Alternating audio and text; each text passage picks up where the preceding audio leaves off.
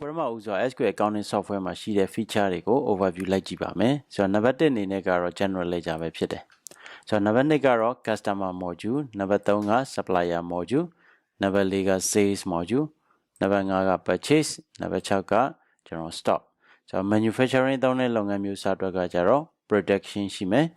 နောက်တဲ့ assets fair assets control တွေနဲ့ depreciation runner တွေရှိမယ် cloud module ကတော့ e-commerce အတွက် runner ရှိမယ်ကျန်တာတော့ report ပိုင်းပဲဖြစ်ပါတယ်ဆိုတော့အသေးစိတ်အနေနဲ့ number 1က general ledger module general ledger module မှာဆိုရင်တက်ပါပုံစံတိုင်းပဲဆိုတော့စင်ငွေစင်းနဲ့ပတ်သက်တဲ့စင်းငံတွေကန်ရမယ် accountant တွေအတွက် module ဖြစ်တယ်ဆိုတော့ accounting control တွေ cash flow journal entry bank reconciliation လုပ်ခြင်းပိုင်းတွေကျွန်တော် foreign bank adjustment လို့ခေါ်တဲ့ကျွန်တော် currency gain loss တွေတဲ့ပိုင်းတွေနဲ့ budget ထည့်ခြင်းလာစဉ် maintain stock value ထည့်ခြင်းများတွေသူတို့နဲ့ related ဖြစ်တဲ့ report တွေဖြစ်တဲ့ final report ချုပ်ခြင်းဆိုတဲ့အပိုင်းတွေပါဝင်ပါမယ်ဆိုတော့ဒုတိယအနေနဲ့ကတော့ customer module ရဲ့အသေးစိတ်မှာကတော့ကျွန်တော် AR ကိုင်တဲ့အပိုင်းကို AR controller တွေအတွက်ရည်ရတယ်ဒီဘိုင်းမှာက customer တွေကို profile တွေ maintain လုပ်မယ်ပြီးတော့ customer invoice တွေထည့်မယ်စစ်မယ် customer ကနေပြီးတော့ငွေကြိုပေးထားတဲ့ customer deposit နောက်တစ်ခုက customer အကျွေးဆက်လာခဲ့ရင်ကျွန်တော်ပေးရတဲ့ customer payment နောက်တစ်ခုကတော့ customer additional invoice မဟုတ်တော့ internet ဖွင့်တဲ့ချိန်ကျရင်သုံးတဲ့ internet debit note ဆိုတော့ receipt ပဲပေါ်တဲ့ချိန်မှာသုံးတယ်နောက်တစ်ခုက credit note အနေနဲ့ကတော့ customer ရဲ့အကျွေးတွေကို short ဖို့အတွက်အချိန်မှာအသုံးပြုတယ် exam အနေနဲ့ early settlement discount တွေ payment discount တွေ bank charges short တာမျိုးတွေ cash shortage short တာမျိုးတွေ bad debt short တာမျိုးတွေအချိန်မှာအသုံးပြုနိုင်တယ်နောက်တစ်ခုကတော့ကျွန်တော် sale return လုပ်ပြီး refund လုပ်တဲ့ process တွေအတွက်အသုံးပြုခြင်းတွေပါဝင်တယ်နောက်တစ်ခုကတော့ customer contract ဆိုတော့ internet အချင်းချင်းအယောင်းဝယ်လုပ်တဲ့အချိန်မှာ intercompany ချင်းချင်းကြားကပေးရန်ရှိနဲ့ရရန်ရှိဒါမှမဟုတ်ကိုယ့်ရဲ့ဒီ company ကတကူက customer ဖြစ်ပြီးတော့ကိုကသူ့ရဲ့ supplier ဖြစ်နေတဲ့အပြန်အလှန်မျိုးဆိုခဲ့ရင်ပေးရန်ရှိရရန်ရှိခြေတဲ့အချိန်မျိုးမှာအသုံးပြုနိုင်တယ်သူနဲ့ related ဖြစ်တဲ့ customer ရဲ့ report တွေရှိတယ် customer ရဲ့ invoice listing တွေကြည့်မယ်ဆိုတော့ balance ကျွေးစင်းတွေကိုကြည့်မယ် due ကျွန်တော်ဘယ်နေ့မှာကျွေးကောက်ရမလဲဆိုတော့ overdue customer တွေကိုကြည့်မယ် agent တွေနဲ့ဒီ customer ရဲ့အကျွေးကတော့ဘယ်နှလကျော်နေပြီကျွန်တော်တစ်လနှစ်လသုံးလစသဖြင့်လလိုက်ကို agent ကြည့်တာမျိုးတွေရှိမယ် statement ကတော့ customer တစ်ယောက်ချင်းစီလိုက်က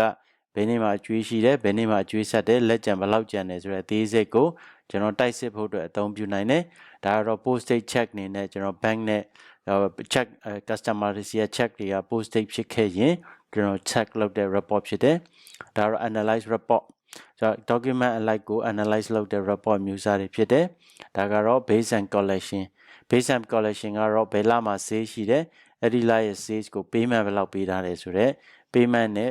sales invoice ကိုနှိုင်းယှဉ်ချက် report တွေကိုကြည့်နိုင်တယ်နောက်ထပ် report တစ်ခုကတော့ကျွန်တော် supplier module function က supplier module မှာ AP controller တွေကျွန်တော်တို့ကြည့်နိုင်တယ် AP သမားတွေကကြတော့သူနဲ့ပတ်သက်တဲ့ supplier maintain လုပ်ထားနိုင်တယ် customer care တို့ပဲ customer invoice တွေ supplier invoice တွေဖွင့်မယ်အကယ်၍များ supplier ကိုငွေကြိုပေးထားရတယ် supplier ကိုမြန်မာကျပ်ငွေပဲဖြစ်စေ China yuan ပဲဖြစ်စေ USD ပဲဖြစ်စေဆိုတော့ပစ္စည်းမရောက်သေးခင် order ကြိုတင်မှာစဉ်ကလေးကကျွန်တော်ငွေကြိုလွှဲထားရတာမျိုးကိုဆင်သွင်းရင် supplier deposit နဲ့သွင်းနိုင်တယ်ပစ္စည်းရောက်မယ် invoice ဖွင့်ပြီးနောက်ပိုင်းမှာအကျွေးဆက်ရင်တော့ supplier payment နဲ့သွင်းနိုင်တယ်ပြီးတော့ supplier debit note additional charges တွေနဲ့သွင်းတာမျိုး supplier credit note ကတော့ purchase return လုပ်တဲ့ process တွေဒါမှမဟုတ်ကျွန်တော်အကျွေးလျှော့တယ်ဆိုတော့ discount ရလို့ကျွန်တော်အကျွေးလျှော့တာမျိုးတွေ damages ဆွဲ short ပြတာမျိုးတွေဆိုကြရင်เนาะ APO short တဲ့အချိန်မှာ credit note ကိုသုံးတယ်ကဲမြ supplier ကနောက်ထပ် product တွေကိုကျွန်တော်ထပ်ပြီး provide မလုပ်ပေးနိုင်တော့ရင်တော့ငွေပြန်အမ်းတယ်ဆိုတော့ supplier refund ကို receipt လုပ်တဲ့အချိန်မှာအသုံးပြုနိုင်တယ်ဒါကတော့ customer contract supplier contract ပုံစံတူတယ်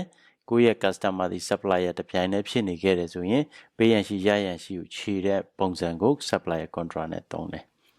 အဲ့တော့အောက်ကတော့ supplier နဲ့ related ဖြစ်တဲ့ report မှာပဲဖြစ်တယ် supplier document တွေကြည့်မယ် supplier တယောက်ချင်းစီရဲ့ balance တွေကိုကြည့်မယ်ဘယ်နေ့မှာ supplier ရဲ့ invoice တွေကိုကျွေးဆက်ရမလဲဆိုတော့ due report တွေကိုကြည့်မယ် agent report တွေကြည့်မယ် statement ကြည့်မယ် postage check analyze ကျွန်တော် base and payment ဒါဆိုရင် supplier invoice တွေနဲ့ payment တွေကိုနှိုင်းယှဉ်ပြီးကြည့်တဲ့ report တွေတဲ့အသုံးပြုနိုင်တယ်။ဒါပေါ်ကတော့ဒီ system ရဲ့ရုပ်ရှင်မှုက customer AR control သုံးတတ်တဲ့သူဒီကျွန်တော် AP control ကို လွယ်လင်းတစ်ခုအသုံးပြုနိုင်ပါတယ်နောက်ထပ် module တစ်ခုကတော့ကျွန်တော် sales module sales မှာတော့ full set သွားရတဲ့ module ဖြစ်တယ်ဆိုတော့ departmental လိုက်ကျွန်တော် marketing ဌာနကနေပြီးတော့ quotation ရင်လွှတ်တာမျိုး quotation က confirm ဖြစ်ပြီဆိုတော့မှကျွန်တော် sale order တင်တာမျိုး sale order ကနေမှအဆင့်ဆင့်လိုက်ကျွန်တော်တို့ warehouse ကနေ delivery နဲ့ကျွန်တော်ပစ္စည်းပို့တဲ့အချိန်မှာသုံးတဲ့ delivery order notes တွေထုတ်တာမျိုးဒီ deal ထုတ်ပြီးကမှကျွန်တော်တို့ finance team က invoice လွှတ်ပြီးတော့ကျွန်တော်အကျွေးတောင်းတာမျိုးတွေလုပ်နိုင်တယ်ဒါမှမဟုတ်ကျွန်တော်တို့ counter မှာပဲ POS ကဲ့သို့အယောင်ပြုမယ်ဆိုရဲ cash sales ဒီနေရာမှာကကျတော့ cash sales function ကကျွန်တော် barcode နဲ့ကျွန်တော်တို့ဖတ်တာမျိုးတွေ slip printer မျိုးနဲ့ print ထုတ်တာမျိုးတွေ additional discount ထည့်တာမျိုးတွေဆိုတော့ရောင်းတဲ့အချိန်မှာ payment ကိုတခါလဲလက်ခံရရှိတာမျိုးတွေတဲ့ကျွန်တော်အသုံးပြုနိုင်တယ်ဒိုနည်းတူစားပဲ POS လည်းအသုံးပြုနိုင်တယ်နောက်တစ်ခုကတော့ debit note credit note debit note credit note ကတော့ကျွန်တော်အသုံးတွင်တယ်သူကတော့ပစ္စည်းပြန်လာလဲတဲ့ချိန်ကြရင်ကျွန်တော်အသုံးပြုတဲ့ပုံစံဖြစ်တယ်သူကတော့ပစ္စည်းပြန်လာတဲ့ချိန်ကြရင် return လုပ်တယ် new invoice တွေပြန်ဖွင့်နိုင်တာမျိုးလုပ်နိုင်တယ်အဲ့တော့ဒီနေရာမှာထူးခြားချက်ကဘာရှိလဲဆိုရင် extra DO ဆိုတာတော့ထူးခြားချက်ရှိတယ် extra DO ဒီတချို့သော organization တွေက DO ထွက်ပြီးတော့မှ invoice ထွက်တယ်တချို့ organization တွေကကျတော့ DO ကနောက်မှထွက်တယ်အဲ့တော့ invoice ရင်ဖွင့်မယ် DO ကနောက်မှလိုက်မယ်ဆိုခဲ့ရင်တော့ပစ္စည်းထပ်မထွက်စေဖို့အတွက် extra DO ကိုတောင်းနိုင်တယ်နောက်တစ်ခုကတော့ကျွန်တော် membership တွေအတွက် point တွေစုတာမျိုးတွေအသုံးပြုနိုင်တယ်အဲ့တော့အောက်ကသူနဲ့ related ဖြစ်တဲ့ report တွေဖြစ်တယ်ဒီထဲမှာဆိုရင် order listing တွေ quotation listing တွေ DO listing တွေ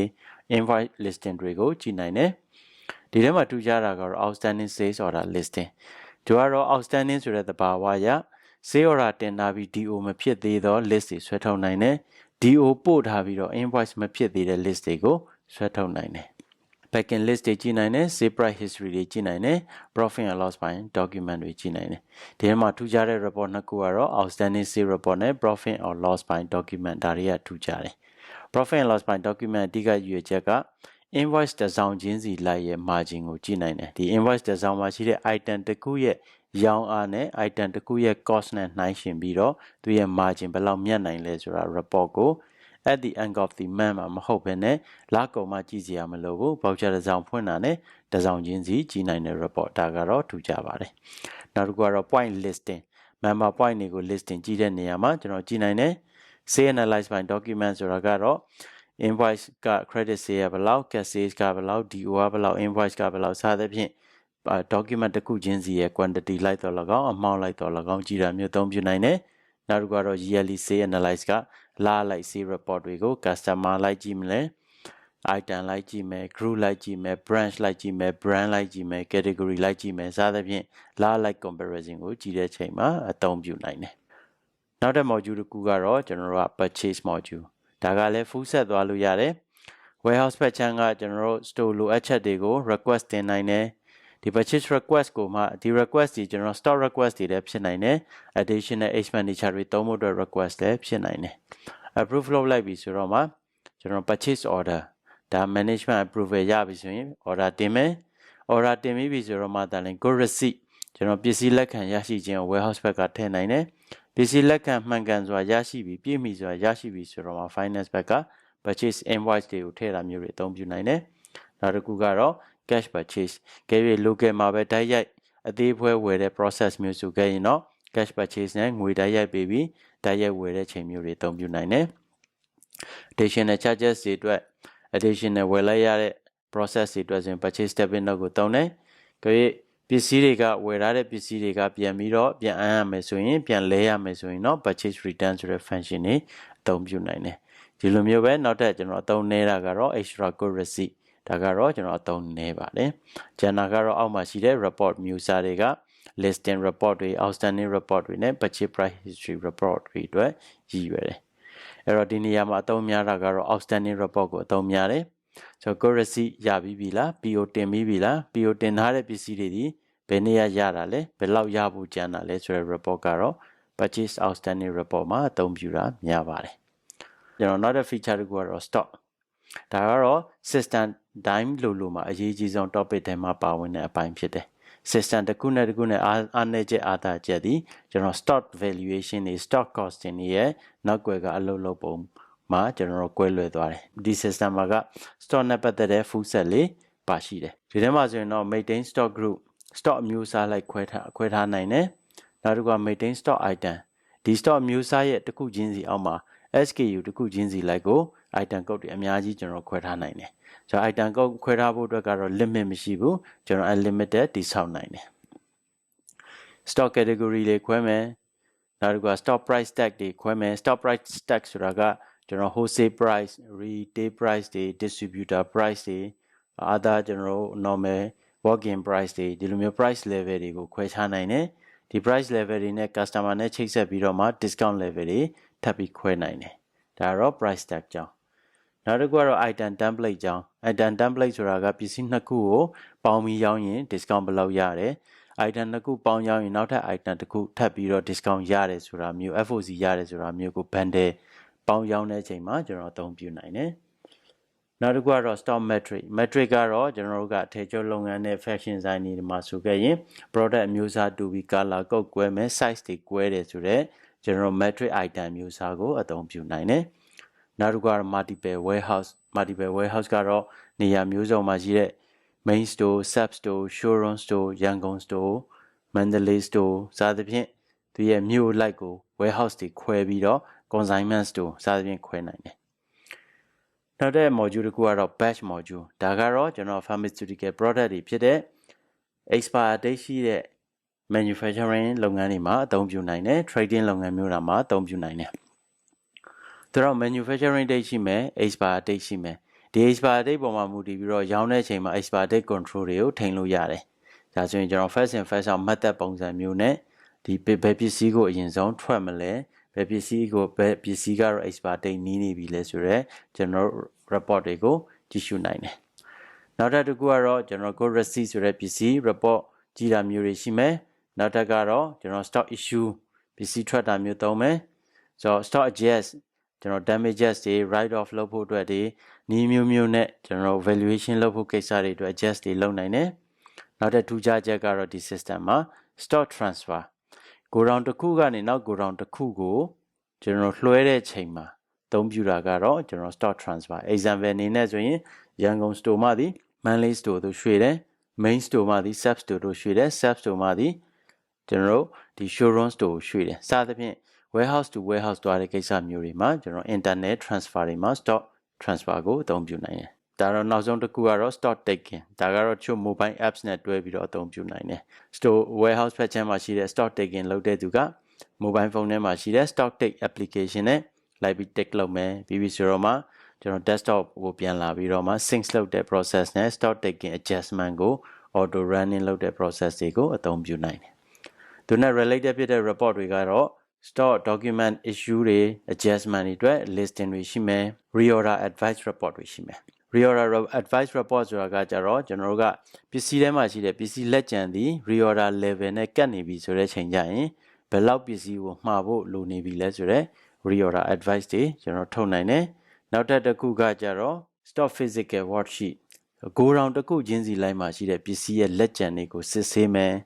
ဆိုတော့တချို့ပစ္စည်းတွေကကြတော့ကျွန်တော် sales team 2ယောက်3ယောက်ရှိတဲ့ချိန်မျိုးတ team တစ်ခုတည်းပို့တဲ့ချိန်မျိုးမှာဆိုရင် sales team 1က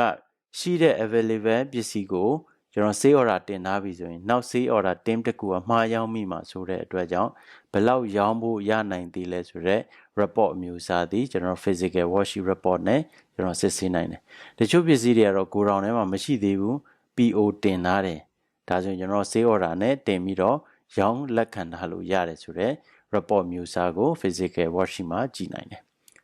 နောက်တစ်ခုကတော့ go down တွေမှာရှိတဲ့ bin cut နဲ့တူတဲ့ stock cut သူကတော့ stock အဝင်ထွက်လက်ကျန်ကိုအသေးစိတ်ကြည့်ရှုတဲ့နေရာမှာအသုံးပြုနိုင်တယ်ဒုတိယတစ်ချက်ကတော့ stock cut quantity ဒီနှစ်ခုကတော့ကျွန်တော် similar ဖြစ်တယ်သို့တော်လည်းပဲကျွန်တော် quantity ပါဝင်တဲ့ stock cut က unit cost တွေ price တွေကိုမမြင်စေချင်တဲ့ level တွေအတွက်ကိုကျွန်တော် quantity only အဝင်ထွက်လက်ကျန်ကိုပြပေးဖို့အတွက် report ဖြစ်တယ်နောက်တစ်ခုကတော့ stock month and balance ဒါကတော့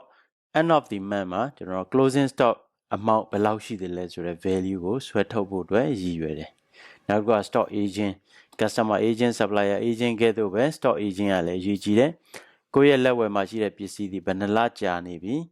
6လကျော်နေတဲ့ပစ္စည်းလက်ကျန်ဘယ်လောက်9လကျော်နေတဲ့ပစ္စည်းလက်ကျန်ဘယ်လောက် ဒါဆိုကျွန်တော် slow moving stock တွေကိုဆွဲထုတ်ပြီးတော့မှ promotion လုပ်ဖို့အတွက်လိုမျိုးကျွန်တော်ဆွဲထုတ်တာမျိုးတွေအသုံးပြုနိုင်တယ်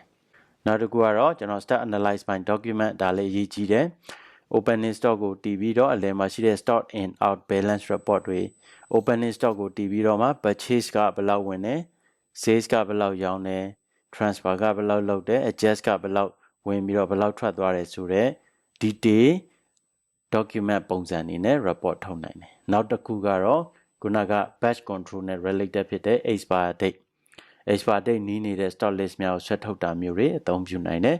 နောက်တစ်ခုကတော့ကျွန်တော်တို့က serial number တော့ဘယ်လိုလုပ်ငန်းမျိုးစားတွေမှာအသုံးပြုလဲဆိုရင်ကျွန်တော် mobile phone တွေ electronic parts တွေကိုရောင်းတဲ့ကျွန်တော်တို့ showroom တွေမှာအသုံးပြုနိုင်တယ်ဆိုတော့ example အနေနဲ့ဆိုရင် mobile phone တစ်လုံးမှာဒီဖုန်းရဲ့ model ကအမျိုးအစားကတူတယ်သို့တော့သူတစ်လုံးချင်းစီမှာရှိတဲ့ serial number လို့ခေါ်တဲ့ IMEI number တွေမတူဘူးဆိုခဲ့ရင်တစ်လုံးချင်းစီရဲ့ control တွေကို outstanding ကျွန်တော်ပြန်ဖမ်းဖို့အတွက်အသုံးပြုနိုင်တယ်နောက်ထပ် module တစ်ခုကတော့ကျွန်တော်က production အတွက် manufacturing module မှာဆိုခဲ့ရင်တော့ကျွန်တော် job order လေးထည့်တာမျိုးတွေ stock assembly တွေ disassembly တွေကျွန်တော်သုံးနိုင်တယ် assembly ဆိုတာကတော့ raw material ပေါင်းများစွာကိုမှ finish good ပြောင်းလိုက်တာမျိုးဆိုလိုတယ် disassembly ဆိုတာက raw material ကိုနိုင်ကိုကတစ်ခုကနေပြီးတော့ multiple finish good ကိုထွက်တာမျိုးတွေကျွန်တော်အသုံးပြုနိုင်တယ်သို့မဟုတ် assembly လုပ်ပြီးသားကျွန်တော် package တွေ parcel တို့ကနေပြီးတော့အသေးဖွဲ pieces တွေပြန်လည်ပြောင်းဖို့အတွက် assembly ကို disassembly ကိုလည်းသုံးနိုင်တယ်သူနဲ့ related ဖြစ်တဲ့ job order listing report တွေထုတ်လုပ်ဖို့ရန်ကြံတဲ့ outstanding report တွေဆို BOM relation ဒီ finish ကိုဖြစ်ဖို့တဲ့ဒီ raw တွေဘယ်လောက်သုံးရလဲဆိုတဲ့ relation တွေ BOM usage တွေ BOM listing နဲ့ BOM planner BOM waste report waste တွေရှိခဲ့ waste report တွေလိုမျိုးကိုထုတ်တဲ့ report မျိုးစားတွေဖြစ်တယ်နောက်ဆုံးတစ်ခုအနေနဲ့ကတော့ asset control ဒီ asset control ထဲမှာဆိုရင် asset grouping တွေကျွန်တော်ခွဲနိုင်တယ် building တို့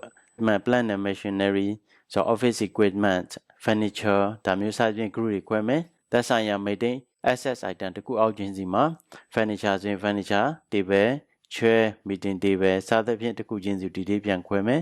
depreciation policy တွေသတ်မှတ်မယ် depreciation ကို auto ကျွန်တော်လစဉ်လိုက် proceed လုပ်မယ်ပြီးရင် disposal ရှိခဲ့ရင် disposal and write off တွေလုပ်မယ်သူနဲ့ related ဖြစ်တဲ့ report တွေကိုသွားတယ်ဆိုတဲ့အမျိုးအစားပဲဖြစ်ပါတယ်ဆိုတော့ဒါကတော့ကျွန်တော်များသောအားဖြင့်အခြေခံသုံးနေတဲ့ module များပဲဖြစ်ပါတယ်